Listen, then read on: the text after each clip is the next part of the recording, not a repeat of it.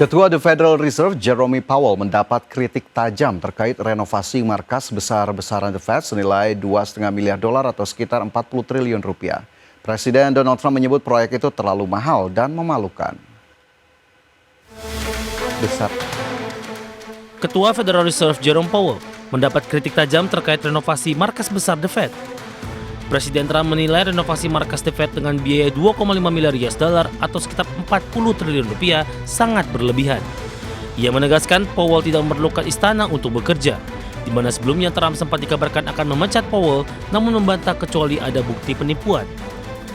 The Fed menjelaskan renovasi diperlukan karena sistem listrik, pipa, dan ventilasi di gedung Mariner SE Class sudah usang.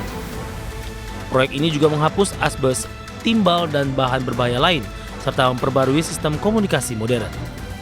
Gedung ini merupakan bangunan bersejarah dengan desain klasik di pusat Washington. Adapun lonjakan inflasi pada 2021 hingga 2022 membuat harga material dan tenaga kerja melonjak tajam. Penemuan asbes lebih banyak dari perkiraan juga ikut menambah biaya. Pembatasan ketinggian gedung di Washington juga memaksa pembangunan lantai bawah tanah yang lebih mahal. Bagi sumber ada Channel.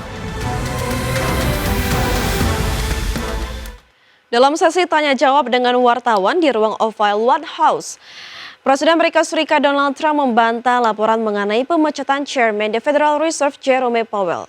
Meski demikian, ia mengatakan tengah mempersiapkan kandidat selanjutnya yang akan menjabat sebagai orang nomor 1 di Bank Sentral Negeri Paman Sam tersebut mulai tahun 2026. Presiden Amerika Serikat Donald Trump menyatakan bahwa ia tidak berniat memecat Gubernur Federal Reserve Jerome Powell. Namun di saat yang sama, ia kembali meluncurkan kritik tajam terhadap Powell karena belum juga memangkas suku bunga dan tetap menyiapkan kandidat pengganti Powell.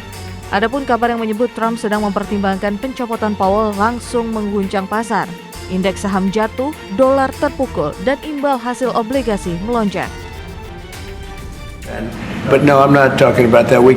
Fortunately, we get to make a change in the next, 8 months or so. And we'll pick somebody that's good, and we'll pick somebody. I just want a fair job. Are you completely ruling out the idea of firing Jerome Powell? I don't rule out anything, but I think it's highly unlikely. There's lots of reports coming into this meeting that you planned on firing Fed Chair Jay Powell. Markets reacted. Is that right? Those are reports, but they're not true. Meski kemudian Trump membantah kabar tersebut, ia mengakui telah membahasnya dengan legislator Partai Republik pada Selasa malam. Langkah ini pun memperpanjang tekanan politik terhadap bank sentral yang seharusnya independen. Selain itu, Trump juga membahas proyek renovasi kantor The Fed senilai $2,5 miliar yang tengah menuai kritik dari Gedung Putih dan Partai Republik. Meski demikian, hingga kini tidak ada bukti penyimpangan dan The Fed telah membela proses proyek tersebut. Berbagai sumber IDX Channel. Amerika Serikat akan kembali mengirimkan surat kepada sejumlah negara untuk pemberitahuan rencana pengenaan tarif resiprokal. Surat itu akan menyebut besaran pengenaan tarif terhadap negara yang bersangkutan di kisaran 10 hingga 15%. Presiden Amerika Serikat Donald Trump menyatakan akan kembali mengirim surat pemberitahuan pengenaan tarif resiprokal terhadap lebih dari 150 negara. Trump mengatakan dalam surat tersebut akan tertulis besaran tarif yang akan diberlakukan, yakni berkisar 10 hingga 15%. Dalam keterangannya bersama Menteri Perdagangan Amerika Serikat Howard Lutnick, Trump mengatakan surat akan dikirimkan kepada negara yang belum pernah mendapat pemberitahuan sebelumnya, meski tak menyebutkan negara mana saja yang akan mendapatkan pemberitahuan tarif resiprokal selanjutnya. Trump pun menargetkan akan mencapai kesepakatan dengan beberapa negara yang akan menerima surat pemberitahuan.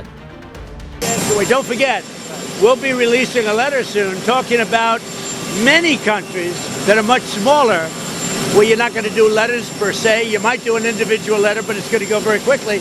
And the number will also be less. What countries are those? These are countries that are, many of them, like 200 countries.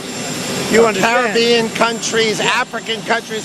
You have a huge amount of countries that are small, and the president's just going to deal with them sort of the way he thinks is the right way to deal with them.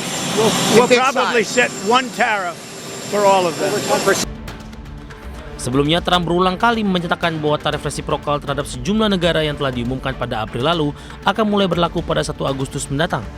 Pemberlakuan tersebut merupakan perpanjangan setelah sebelumnya tarif resiprokal dijadwalkan mulai berlaku pada 9 Juli lalu. Perpanjangan tersebut mendorong sejumlah negara melakukan perundingan untuk menghindari pengenaan tarif masuk yang tinggi. Berbagai sumber ada Channel.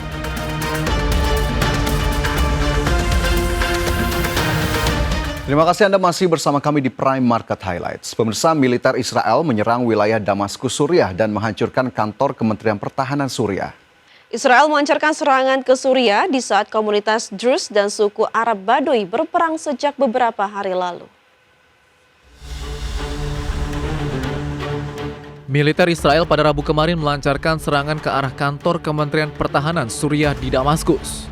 Serangan dilakukan Israel saat mengintervensi bentrokan antara tentara Suriah dan pejuang Druze di Suriah Selatan yang merupakan kekerasan paling mematikan di negara itu dalam beberapa bulan terakhir.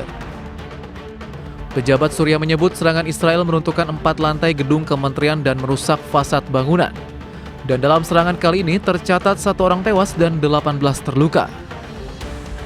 Israel melancarkan serangan ke Suriah di saat komunitas Druze dan suku Arab Baduy berperang sejak beberapa hari lalu. Israel menyerang Suriah dengan dalih mendukung Druze, kemudian turut campur dengan menyerang tank-tank militer di Suriah Selatan. Druze sendiri merupakan kelompok minoritas cabang Islam Syiah Ismailiyah yang tersebar di sejumlah wilayah Timur Tengah termasuk di Israel dan Suriah.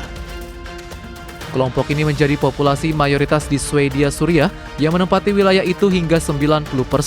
Sementara itu populasi suku Arab Baduy hanya sekitar 3% di Suriah. Berbagai sumber IDX Channel. Militer Rusia kembali menyerang Ukraina pada Rabu malam dan menghancurkan sejumlah wilayah termasuk kota kelahiran Volodymyr Zelensky. Rusia melancarkan serangan usai Ukraina dipastikan mendapat pasokan persenjataan dari Amerika Serikat. Militer Ukraina melancarkan serangan menggunakan drone secara besar-besaran ke wilayah Ukraina pada Rabu malam waktu setempat.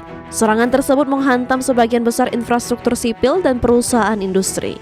Puluhan drone dan rudal balistik menghancurkan wilayah Finistia dan Kryvyi yang merupakan kota kelahiran Presiden Volodymyr Zelensky. Serangan ini pun menjadi salah satu serangan terbesar dalam perang Rusia-Ukraina. Dalam unggahannya di media sosial, Presiden Ukraina Volodymyr Zelensky menyebut pentingnya penguatan pertahanan secara sistematis, terutama pertahanan udara. Hal itu karena Rusia masih mengandalkan serangan udara dalam melakukan invasi ke Ukraina. Rusia melancarkan serangan beberapa jam setelah Presiden Amerika Serikat Donald Trump mengatakan rudal pertahanan udara Patriot untuk membantu Ukraina telah dikirim dari Jerman. Pengiriman tersebut sebagai realisasi atas pernyataan Trump yang menjanjikan pengiriman pasokan senjata baru bagi Ukraina. Berbagai sumber, IDX Channel.